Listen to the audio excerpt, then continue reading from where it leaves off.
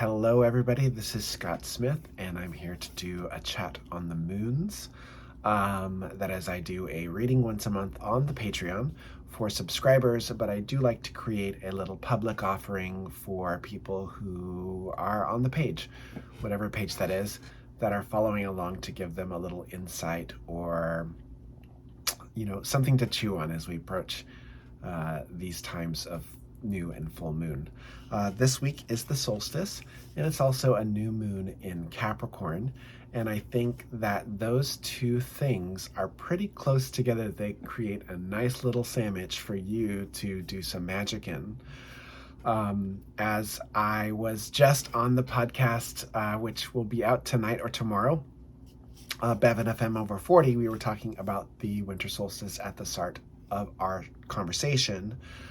This is a good time for me, in my experience, to set and tend light for my year. So it's a time of rebirth of light. So that's a candle time for me, but it's always a candle time for me, honestly. But I think that light carries through the year. When I light and tend a candle at the solstice, I like to just sort of use it as I go through the various Wheel of the Year pieces. And also it's the new moon in Capricorn. So that's a beginning, that's a start in a lunar cycle. So there could be a short-term and a long-term kind of magic, a 1-2 punch, a double rebirth, a renewal of light, or however you're doing your magic. I just think that those 2 points are very interesting, and that if you're creative, I think that you can kind of pull those two energies together to do whatever sort of meditation, energy work, visionary work, or magic that you are doing. So in the reading this week, I pulled the 10 of Wands. So I'm going to hold this. I think I can get this to focus. There we go. The 10 of Wands from the Alchemical Tarot. That's a great deck. I got it on Etsy. It's the 5th edition. I didn't really have a message so much for this particular card for the week. Ultimately, it felt to me like the story of the phoenix that was found in the description, which related to alchemy, was more interesting than giving a reading for the week. So is to focus on the process of the phoenix, life, death, and rebirth, which I felt was really, very appropriate for this particular time of the year, being at the winter solstice, the birth of light. It's that whole type of energy that's happening there. Phoenix seemed very appropriate to me. I think it's also interesting is that I was exploring this. The alchemy of Phoenix was much deeper than I expected. I like to think I know a thing or two, but actually I learned a few things in reading up about the alchemy of Phoenix and its process of transformation from fire and burning itself out to becoming ash or earth, so on and so forth, moving through the elements to become the spirit and rise again as the light of the phoenix. At least with what I was reading, that sort of to coincide with everything that I was doing. So I didn't have any big message for this week, and I asked patrons if they would if they wanted to think about what alchemy meant for them and what the process of transformation meant for them as we approach this time of the solstice and this rebirth energy. So I'm just going to pull up a note here, because the second card that I pulled from was from my new favorite deck, and this is the Magical Botanical Oracle by Maxine Miller and Christopher Penczak. It's the art of Maxine Miller and the writing of Christopher Penczak. This is actually a perfect combination. The detail of the art and the detail of the writing just really, they hug each other, right? They're very nice together. So I decided to pull, as I do, a card for the new moon to ask, what would be an important thing to think about that might stir the cauldron of mind, heart, or body about what we needed to do during this moon cycle, especially with solstice and new moon coinciding together. And the fun card that I got was the 33rd card of the deck. Again, I'm going to try to get that to focus. That would be the Witch's Garden.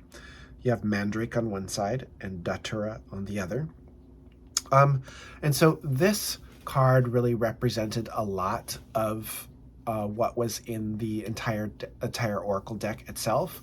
And I really like to land on what the affirmation was for this particular card, and that was, I tend the seeds of my intention in the garden of my soul, right?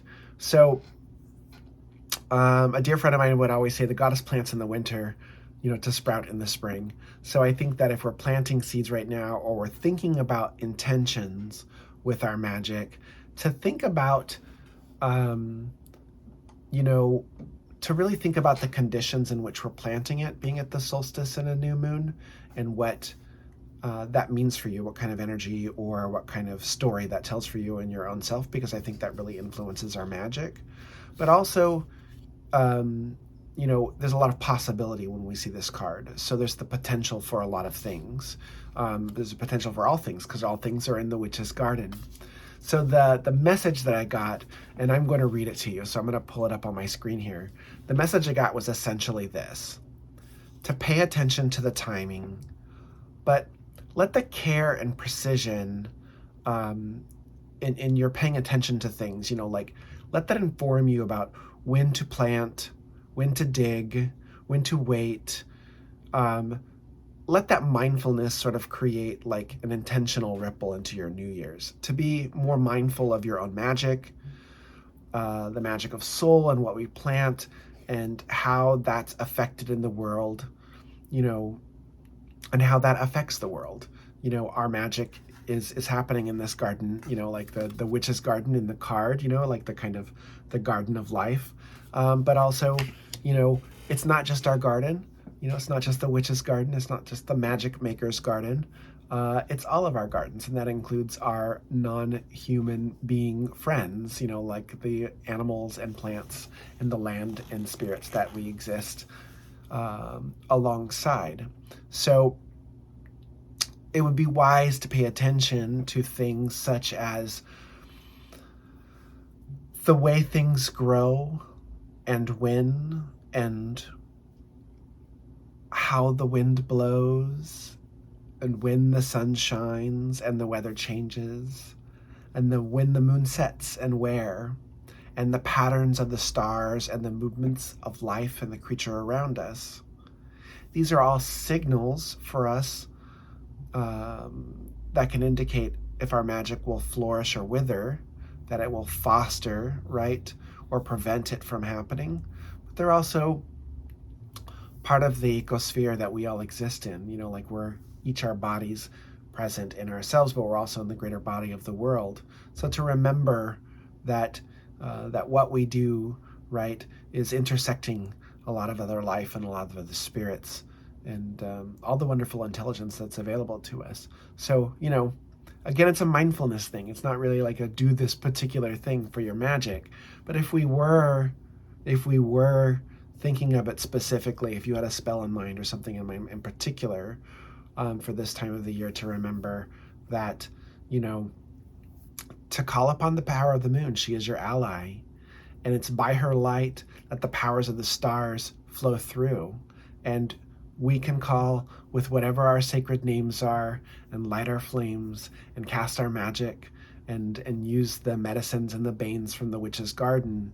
But just to remember that, to consider, right? Do a reading maybe before you do your magic to make sure it's right, or do a little journaling, create a writing point in which you ask yourself, like, what are the legs of this magic that is happening, and where will they go, and how will it live in the world, not just for how it manifests for me, but how it also may affect other people in the world. So that's my message for the new moon, and I hope you enjoy. Blessed be, blessed be, blessed be.